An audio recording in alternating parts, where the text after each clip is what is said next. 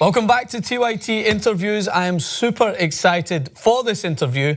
We have Larry Sanders on the line, who we're going to talk with here today. So, as you know, maybe some of you know, he's the original Bernie bro, as he is an academic, social worker and Green Party of England and Wales spokesperson. As I mentioned, they are older brother to Bernie Sanders. So, Larry, first of all, thank you so much for joining us here, taking the time out of your day to come on the Young Turks. Happy St. Paddy's Day to you as well, because I know that that's you'll be celebrating that across the other side of the pond. So, a pleasure to have you on. Thank you very much. It is a pleasure for me as well. So I want to give a little bit of background to our audience watching first, Larry, and then I'll get into some really deep conversation, because I'm so interested. I want to kind of find out so much about your journey, your involvement with Bernie yourself, and kind of where your status is in the political sphere in the United Kingdom. So as I mentioned, as some of our audience may already know, you were a pledged delegate for Bernie Sanders here, representing Democrats abroad at the 2016 National Convention. You've lived in England since the late 60s, and you've been a tireless advocate for progressive causes. So that's a big plus for us here, is very similar to us at the Young Turks. But the first question I wanted to ask you, just to kind of get the ball rolling, is what your background kind of, I'm really interested in how you became involved in politics so much, and what the kind of family dynamic was like growing up, and then how that transitioned to you moving to the United Kingdom and being involved in UK politics. That's very interesting questions. It's by no means clear. In the family, our parents were not politically active. They were very ardent New Dealers, supporters of Franklin Roosevelt, as almost everybody in the neighborhood and most of New York City was. But they didn't go to meetings, they didn't join any parties or any political groups. So where the politics came from is very interesting. Now, we found out much later, father, who was an immigrant to New York from Poland at the beginning of the 20th century, was a very powerful grassroots socialist and trade unionist. But we didn't find that out until long after we were grown up, because somehow or other it wasn't of interest to my mother's generation. They saw it as one of their father's harmless idiosyncrasies. Interesting. That is a puzzle. I was active at Brooklyn College, but I didn't get as deep. Bernard got really deep into things when he went to Chicago, when the civil rights movement was beginning, and the University of Chicago was really a central point, because they were located in a black ghetto, and the university itself had segregated housing. So Bernard got stuck into that almost the moment he arrived in Chicago. I was much slow. I was earlier in college, so things had not picked up as much. So I didn't really get into exciting radical politics. I was a very conventional, almost, politician when I was at college, at Brooklyn College. Although I do remember that the Young Republicans newsletter said I was an obese socialist, so I must have made some impact. But neither of which has changed that much since. So I didn't get active, and then when I came here, I really had to hustle to earn a living and get into things, because I had no money or job or qualification really that was recognized in Britain. So the truth is that it wasn't really until Bernard was elected mayor of Burlington, which was 1981 already. When I went over to his inauguration, I was so excited. I thought I must get going myself. So I came back and I joined the Labour Party here. Of course, they didn't want me, actually. They rejected my application at first, because I'd been involved. So I had done some politics. I've been involved in a nursery sit-in. The Conservatives in Oxfordshire were going to abolish all the nursery schools and classes in the county, because their education chairman, who was a brigadier and had never been to school himself, he was educated by nannies or whatever, he thought it was child minding on the rates, was his phrase for it. So it was a complete waste of money. So we had this marvelous occupation, which we finally got kicked out by the bailiffs. And a lot of the people who I was working with were Trotskyists. and the Labour Party was upset about that. They didn't do anything about it, but they were very upset about. I wasn't a Trotskyist because my idea of politics is you do everything out front. The whole point is to change people's opinions and to have the debate in public, and that was not the way the Trotskyists did it. Anyhow, eventually they let me in, and I was active through the 80s, but not running for office or anything because my wife had died and I had 2 children to raise and all the rest of that stuff, so I didn't really have the time or energy. So I didn't really get into electoral type politics until the late 90s. And what happened then is I was working for an organization, Oxfordshire Carers Forum, which represented people looking after people with disabilities. And I had to focus on the County Council Social Services Committee because that's where a lot of the services came from. And they were doing terrible things, including the Labour members. So they were abolishing a night service, for instance, which people were trying to live independently, but they couldn't get through the night all the time. So I thought that was outrageous, and I quit. And the only person who was standing up for the necessary services was a Scottish woman, actually, Green Party, the one Green Party person on the committee. So that pretty much led me into the Green Party. And in 2001, I ran for office to county council. I got beaten. I kept going. I ran in 2005 the next time, and I got elected, and then I was re-elected in 2009. And so I've been active in the Green Party ever since the beginning of the century. And in the last couple of years, I've been their health care spokesperson, which is very important because the NHS is under tremendous threat. And the social care system, which people don't talk about so much, but is extremely important. Increasingly, we have older people living in their own homes, who all living in nursing homes and care homes, who can't do things for themselves, and they need somebody else to do it. And it's either you drive the families to the wall by making life so difficult for them, or you have a proper service and people can have a decent life under difficult circumstances. It's, in my opinion, it's not a fringe thing. It's central to the way a society runs. So that's where I am right now. There's so many good points that I wanted to pick up on. There's a couple that I wanted to start with. I've got a list of all my checkpoints here, and I want to jump way ahead because you mentioned the Labour Party, and this is kind of where it piques my interest. So as you mentioned, you were active in the Labour Party in the 1980s, but you defected to the Green Party. And I looking into some research, some of the reasoning from what I understood is that because when Tony Blair came into fruition, you felt that the party was moving too far right under Tony Blair. This is something that many people have talked about. Would you say that's a true testament to why you moved further away from the Labour Party? Well, it was definitely true. But to tell the truth, it was not the National Party, the Tony Blair bit of it, that upset me so much. Because I was used to the idea that national politicians are, they play their games. But it was the local people I knew in the Labour Party, doing nasty things to people I also knew, who I was doing work for. I was representing their parents often, who were trying to live a decent life. And the Labour Party was voting, the councillors were voting with the Conservatives to do them down. So yes, the starting point in a way is what was happening nationally. The local councils were responding to the national changes, but it was the local things that really upset me.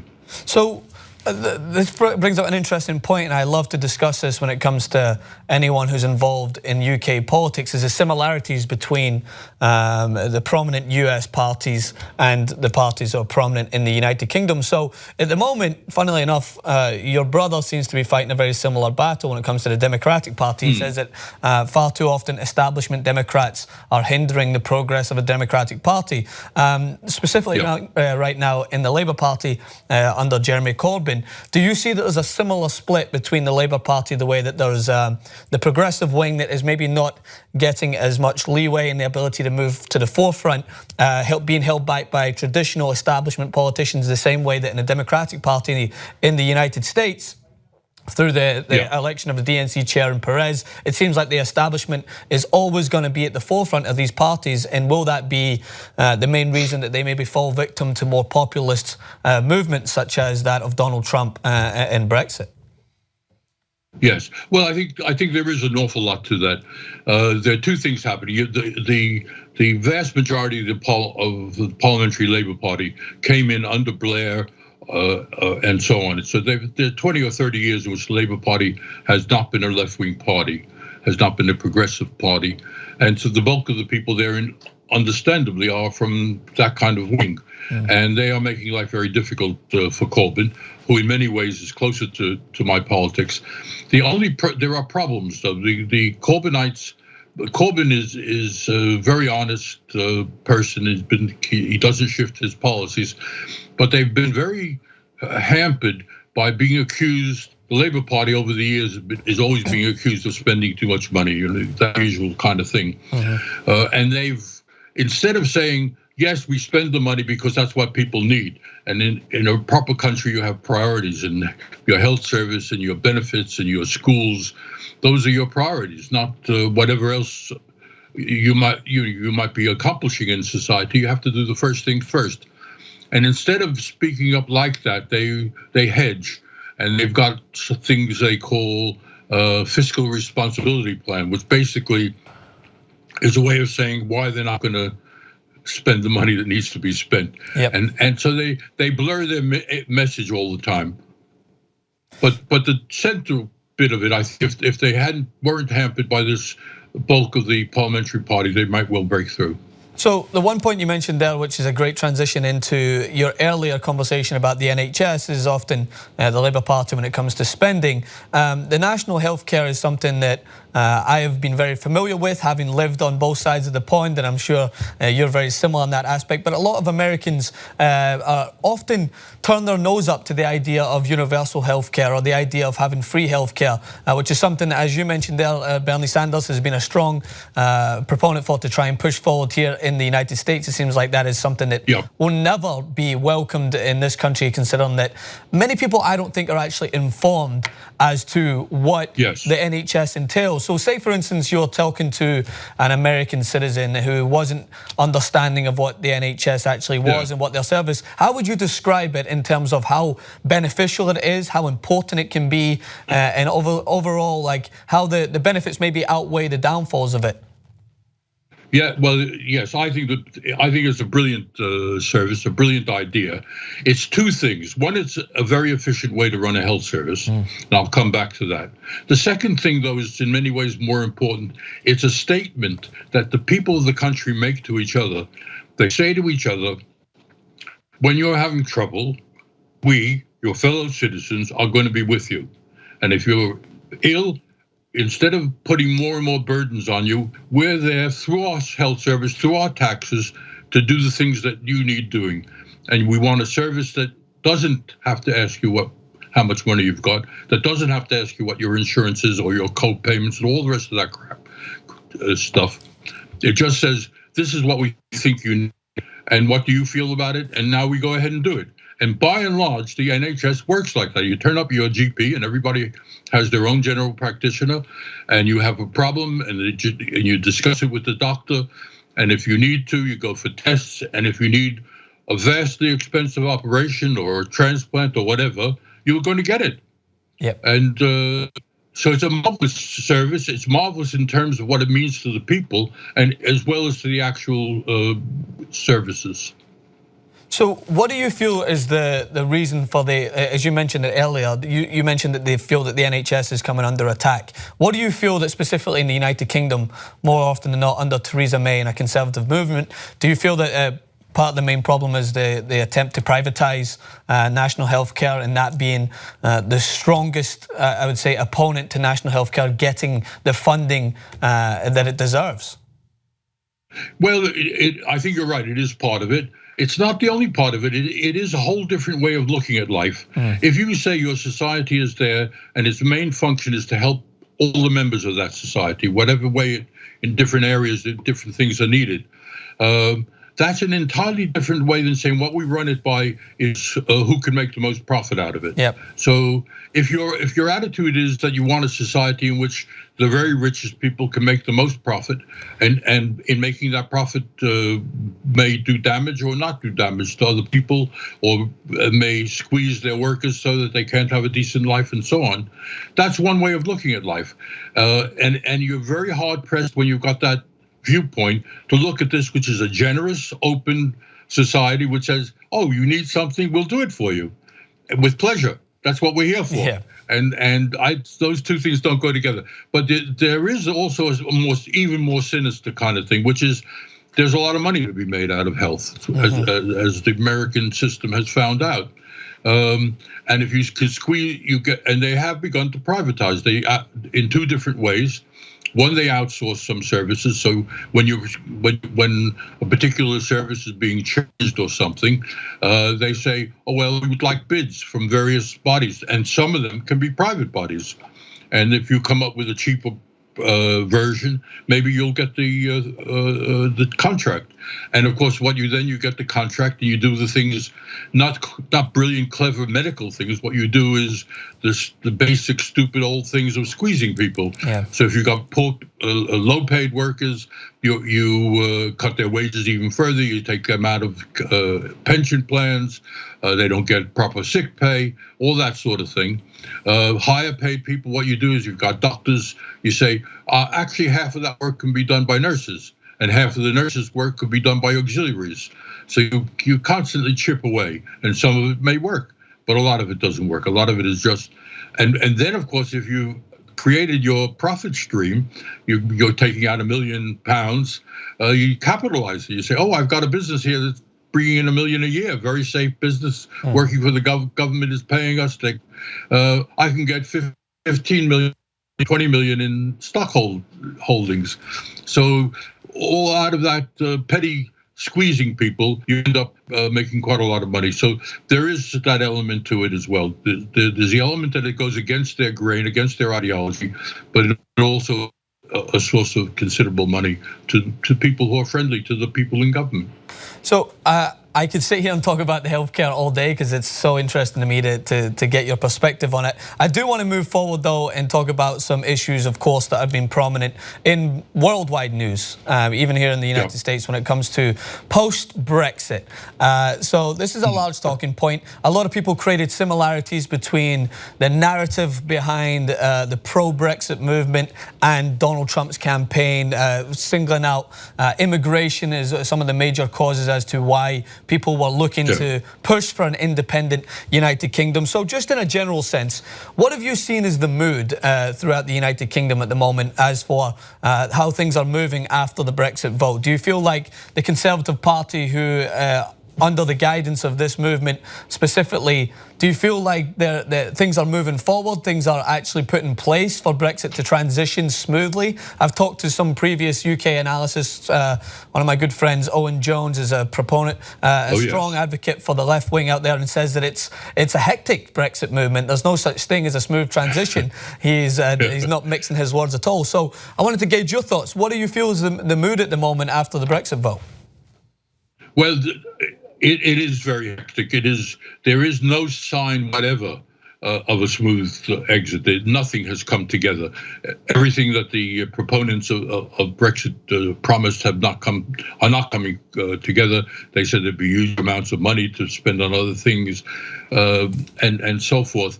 There really is confusion and chaos. The courts told the government that they couldn't just go ahead with it, that they had to go to Parliament.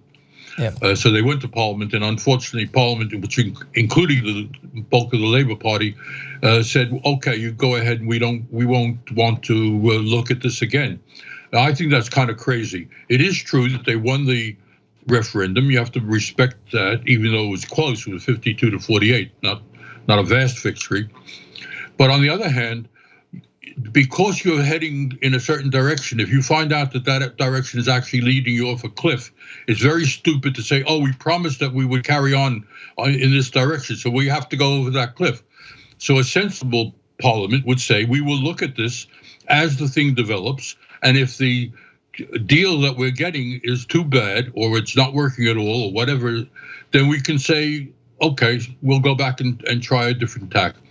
But the government, and to this extent, the Labour Party have been saying, no, we've got a decision, we're going to go ahead, and it doesn't really matter what happens, we'll never really be able to look at it again. And I think that's very stupid. And there is a tremendous amount of anger building up amongst the people who voted to remain, but not only the people who voted to remain, the people who were convinced that things would be easy. And I'm beginning to see really that was all nonsense. It was all lies, really. So it is a very strange feeling because there's likely not to be any election for a long time. Yep. The Labour Party is doing very badly in the polls, so it's hard to see that there's a real opposition. And yet the government is stumbling on. And I don't think anybody thinks that they're doing very well at it. How do you see the rest of the European Union functioning now, with the United Kingdom post-Brexit voting to leave Europe, and now we seem to see somewhat of a rise in more of a populist movement to try and gain back a sense of nationalism? I know there was recently the election in the Netherlands, which for many people thankfully didn't go towards Wilders, who was the more populist leader in charge. But do you see there's more of a populist rise throughout Europe, of more countries looking to kind of become more sovereign and try to govern themselves rather than being part of the the European Union? Sorry, and do you think that's partly because of the movement that the UK started? The UK thing has destabilized things a bit. The underlying thing, the reason that that the UK went into that direction, is I think that Europe is so easy to destabilize, and that has to do with the ruling groups and their proclivity for austerity.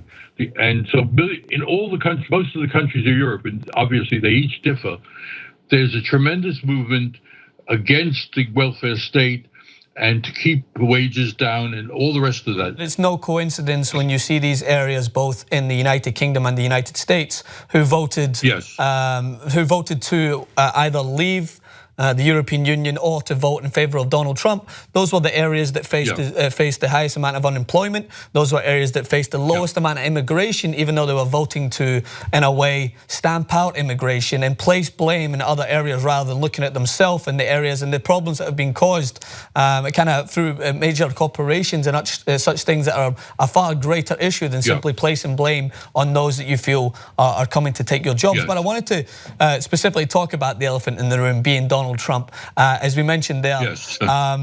So I wanted to kind of group together the question I had about the European Union and kind of the post-Brexit message that's transcended. Do you feel that part of the reason that Brexit has been so prominent in the headlines and such populist leaders like that in the Netherlands and in France seem to be gaining more of momentum, even though they're still looking to push past those alternate leaders? Do you feel that this is partly due to the success of Donald Trump in terms of his presidential win? I don't really think so. I mean, it did obviously please Le Pen and the guy Wilders, who lost in Holland the other day. They were very pleased with Trump's win, so they obviously see him as a kindred soul. But they didn't do well in the Netherlands. Right wing, really quite disgusting right winger, and anti-Muslim hate peddler, really. I'm not sure Le Pen has been doing quite well long before Trump moved to the top. So I'm not sure that the connection is that close. They like him. They think he represents something like what they do, and they would like to imitate him, but I'm not sure it's working. So what about the relations between the United States and the UK? As we know, before Donald Trump even managed to become victorious in the presidential election, there was actually a very large petition to prevent Donald Trump that had gained a huge amount of signatures to stop Donald Trump from coming to the United Kingdom. And then once he was inaugurated, Theresa May came to the US. They were walking hand in hand. Everything was all jolly in the White House.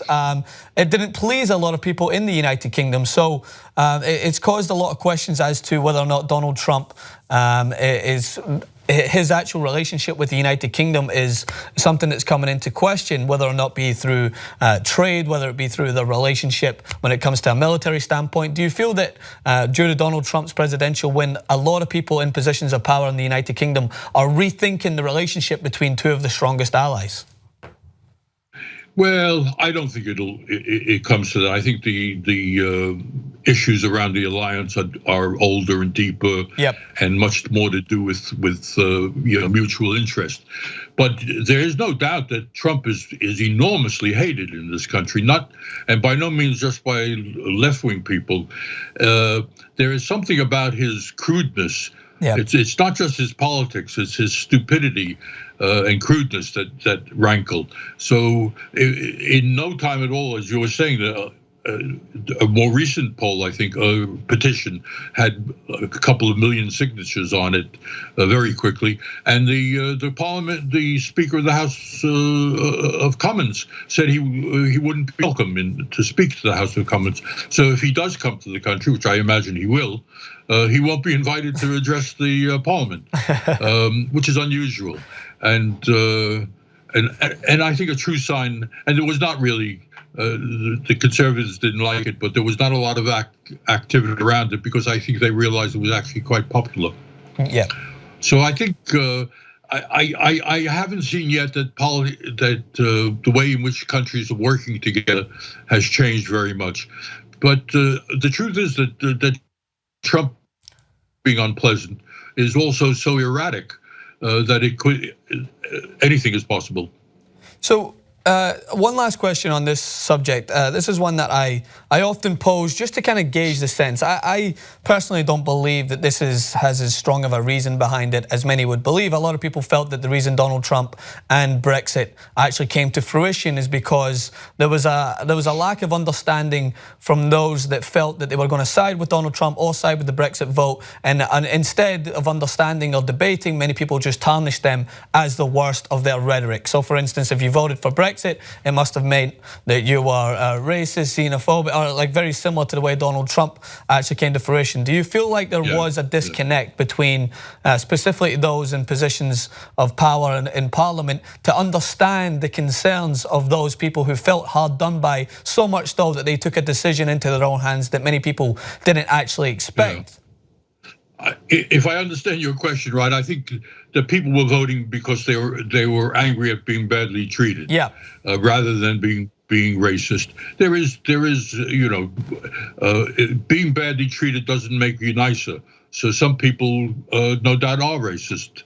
But I think that it doesn't explain the bulk of it, no. Yeah, so I wanted to kind of move forward now to something closer to my heart, as you know, Scotland. So now we're discussing, this is kind of ties in with Brexit itself. As we know, Scotland voted, I believe, 64% to remain part of the European Union. So just as there was a gaping wound from the already previous loss in the referendum, it felt like that itself, talking to close members of my family, it felt like salt and vinegar was rubbed into that wound when they had to remain part, when they had to be forced into a Brexit leave that they didn't exactly vote for. So now there's pushes for another referendum, specifically Theresa May, not very popular in the north part of the United Kingdom. Do you feel that the Scottish referendum, if imminent, is taking place, that Scotland will become independent? And how do you see, if that is the case, shaping the United Kingdom as we know? Could it potentially lead to Wales or Northern Ireland looking to become sovereign states?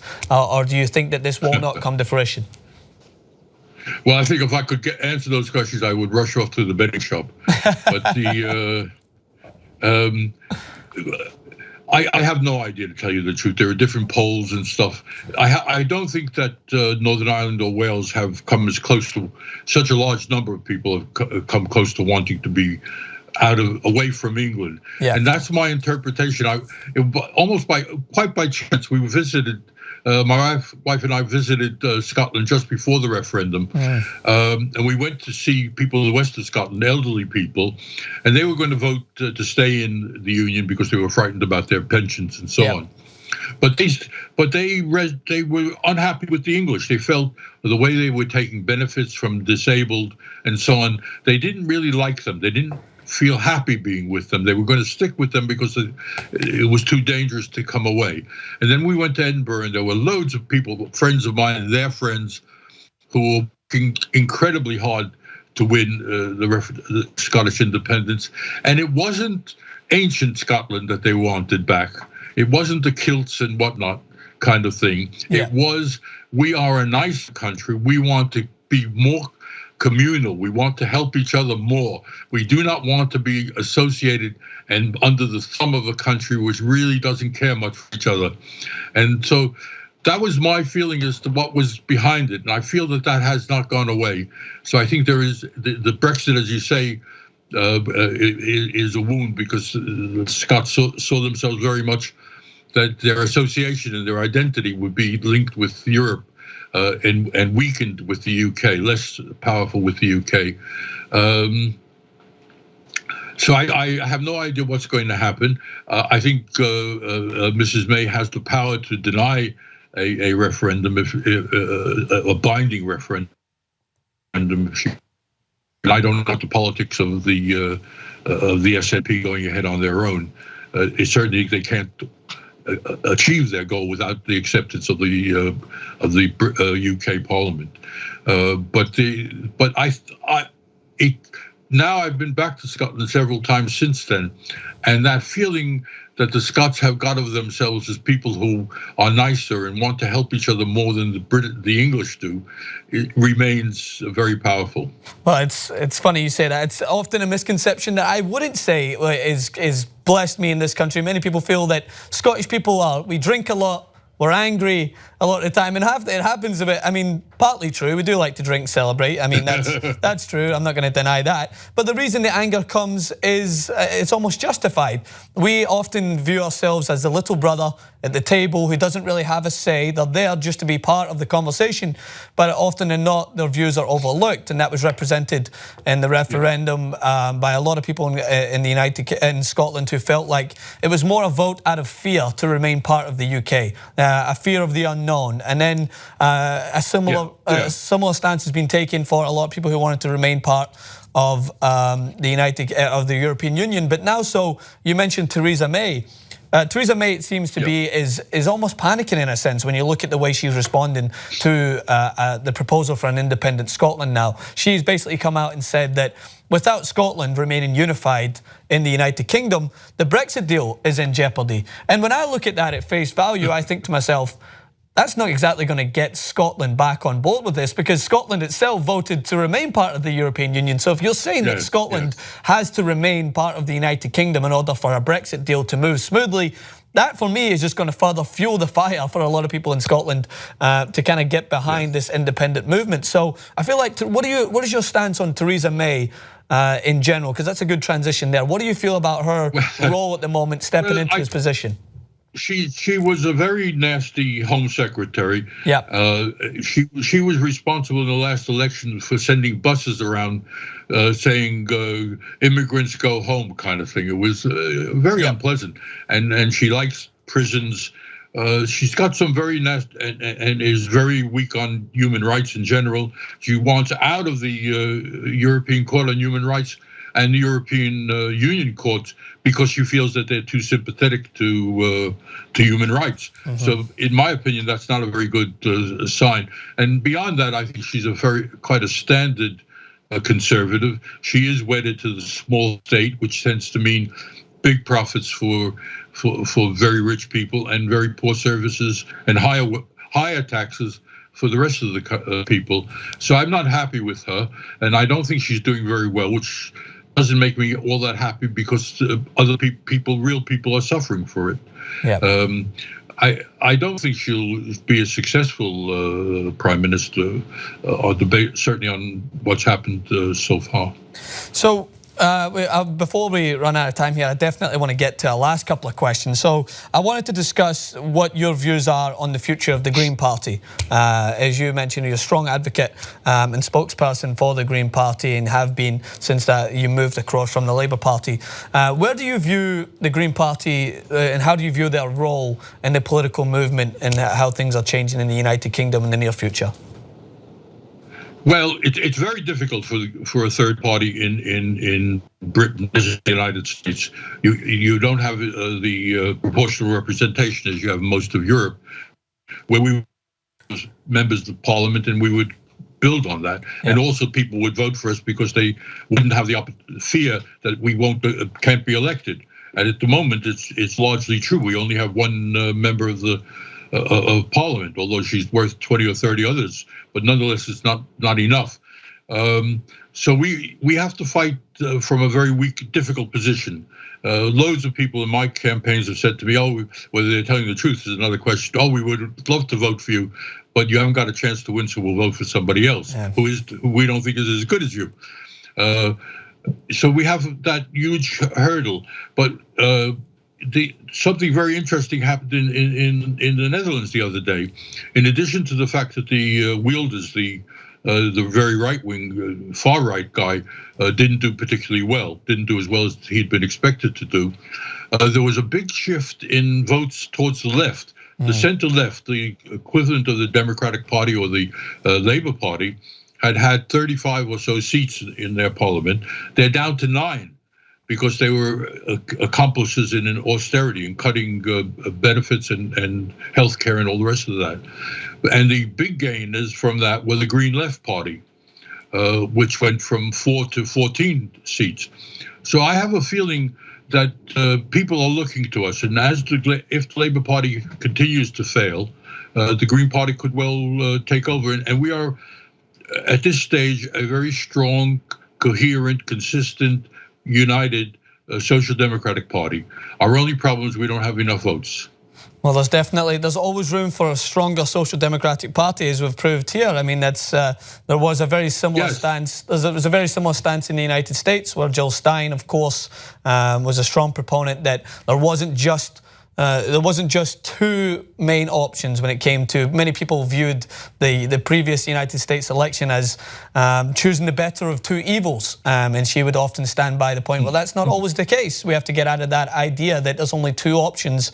But as you mentioned there, it's an uphill battle, to say the least, because of the amount of weight that's pushed behind these two parties. So I want to touch on, lastly, your role in politics in the near future, and perhaps I wanted to gauge maybe a little off-the-cuff question, but would you, when you were watching your brother compete against Hillary Clinton in pushing for to be the Democratic candidate, did you ever feel yourself motivated to potentially come back to the United States and stand by his campaign and help and push him to the forefront? Well, I did help in the campaign. I campaigned very heavily in the UK, so that was a huge pleasure. And I was in the States a bit. No, Bernard is, I have to say it might be difficult if he was living around the corner, but he's 3,000 miles away. Bernard is head and shoulders a better politician. He's clearer, he's sharper, and he's more powerful speaker, and he's got a marvelous history. So I'm very happy that my brother has done it. And I don't have to worry that maybe I should have done it, because I wouldn't have done it nearly as well. So I want to do what I can do here, and give my love and whatever support I can to Bernard. Well, we are hugely thankful for that. I mean, it could be down to the work that you did over there. When I was talking to many of my fellow friends in the United Kingdom, a lot of them were talking about how they hadn't heard of Bernie Sanders before until it came to fruition, and then there was a strong movement very similar to that what we've seen, a very young movement that was getting behind the ideas behind Bernie Sanders. So the last question on that is, what do you think the long-term effect will be for Bernie's presidential run when it came to obviously this election? He's still got a huge fan base behind him here, a huge amount of young people who have become active through his speaking and through what he was pushing forward, and even leading towards the next question of that, could you potentially see him running again in 2020? Because I know that's a question that many of us are hoping that it could come to fruition. It's kind of the light at the very, very end of that tunnel that seems a very distant ways away, but you know, it's a question that many people have thought of. Well, I mean, it could happen. It's 4 years. It's an enormous long time in politics. They say a week is a long time in politics. Yes. So Bernard has certainly not said no, but he's certainly not said yes, because really he doesn't know, I think. But more important, in my opinion, is that Bernard has changed American politics forever. Yeah. And the thing about politics is it's not just about winning elections. It's very nice to win elections, but it's about winning the battle of ideas. And for years in America, there was a sense that, government really can't do much. Either it's a problem, not a solution, or even if it could do a bit, it's not worth it. It's not, we're stuck. This is the way it is. There is no alternative, all that kind of stuff. And Bernard came along and said, look, we can make a better country. This is a democracy. This is a decent country. There are a lot of people here who want it different. And these are the kinds of ways we could make it different. And once he said it so clearly and so honestly, with 40 years of history behind it, that he's not making things up on the hoof just to get a few votes, millions and millions of people, including especially young people, said, yeah, why not? We can have a much better country. We can take care of each other. We can have a health service for everybody. We can invest hundreds of billions and put everybody to work. Why should we have unemployment and underemployment and such low wages? Why not have a living wage so people, when they work, they're not in poverty? So once that's there, once people have seen there's a different way that you can go, I think life has changed for quite a long time to come. Well, it's been fantastic listening to you engage in your insights as to what the goings on are in the United Kingdom and how it relates here to the US. I really do wish I could sit here and talk to you all day. It's been phenomenal to listen as to how things are moving all there. But again, Larry Sanders, thank you so much for coming on to TYT interviews and sharing all of your great insight as to what things are going on both sides of the political climate. And I really do appreciate you taking the time out of your day. It's been a pleasure. Thank you very much. It's been a pleasure for me too.